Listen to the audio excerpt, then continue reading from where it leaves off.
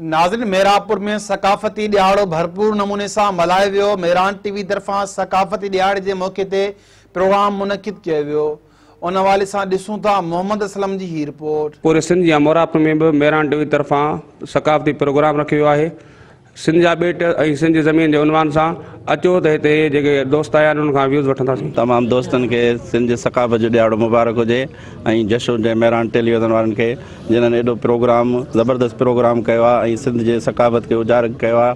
हीअ असांजी तहज़ीब 5000 साल पुराणी आहे ऐं इंशाअल्लाह ईअं हर साल मल्हाईंदा रहंदासीं। मेरान टीवी वारनि जेको प्रोग्राम रखायो आहे सिंध जा बेट सिंध जी ज़मीन, उन उनवान हेठि जेको सकाफ़ती प्रोग्राम रखियो वियो आहे, उन लाइ असां सभु इन्हनि जा शुक्रगुज़ार आहियूं। ऐं असां इहो पंहिंजो जेको ॾींहुं आहे इहो ख़ुशीअ जो करे मल्हाईंदा आहियूं। जीअं ईद ॿ ईदूं हुअनि, टीं ईद हीअ ईअं टीं ईद असां इहा मल्हाईंदा आहियूं त जेको आहे सकाफ़ती ॾियारो मल्हाईंदा आहियूं। उनजे करे असांजो सकाफ़त उजागर थींदी आहे। सकाफ़त जो ॾियारो जेको अॼु हिते मेरापुर में मल्हाए पियो वञे मेरान टीवी तरफ़ां, हिन दोस्तनि जे प्रोग्राम जो तमामु भलो बंदोबस्तु कयो आहे। हुअण त इएं खपे जेको माण्हू वाइदो ऐं जेको वचन करे थो उहो रुॻो रस्मी न हुजे, पर उनखे अमली जामू परायो वञे त जीअं माण्हू खे ख़बर पए ऐं हिकिड़े अमले कम में जेको आहे माण्हू मैदान ते अचे तॾहिं जेको आहे सो पाइदार ऐं जेको असराइतो थींदो।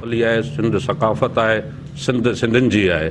सिंध धरतीअ ते कंहिं बि हवाले सां बेटनि ते सिंध जी कंहिं बि ज़मीन ते कब्ज़ो असां कंहिं बि हाल में क़बूल न कंदासीं। मेरान टीवी जे थ्रू ऐं उन्हनि अनासरनि खे इहो ॿुधाइण थो चाहियां त असांजी धरतीअ ते जेके बि रहनि था उहे सिंध जा थियनि, न त पोइ सिंध छॾे हलिया। सर अॼोको जेको ॾींहुं आहे ही त सिंध जा बेट ऐं सिंध जी ज़मीन सिंध जे हवाले त अॼोकी जेकी ही सकाफ़त आहे उन हवाले सां असां हिकिड़ो ही असांजो हिकिड़ो पुरअमन हिकिड़ो एतिजाज, उनखे एतिजाज बि सम्झो वञे ऐं इंशाअल्लाह जॾहिं बि अहिड़े क़िस्म जो को वार थींदो त हीउ पुरअमन एतिजाज असांजी ख़ुशी सां गॾु हलंदो रहंदो। ऐं मां पंहिंजे प्यारे भाउ मोहम्मद असलम साहब राजभर खे मुबारक थो ॾियां त अहिड़ा प्रोग्राम मेरान टीवी जी तरफ़ां हुन रखिया आहिनि ऐं इंशाअल्लाह अॻिते बि को सिंध ते अहिड़ो वार थियो असां पुरअमन हूंदासीं ऐं हे ख़ुशियूं मल्हाईंदा रहंदासीं। कैमरामैन अदनान अज़ीम सां गॾु असलम नांगोर, मेरान टीवी मोरापुर।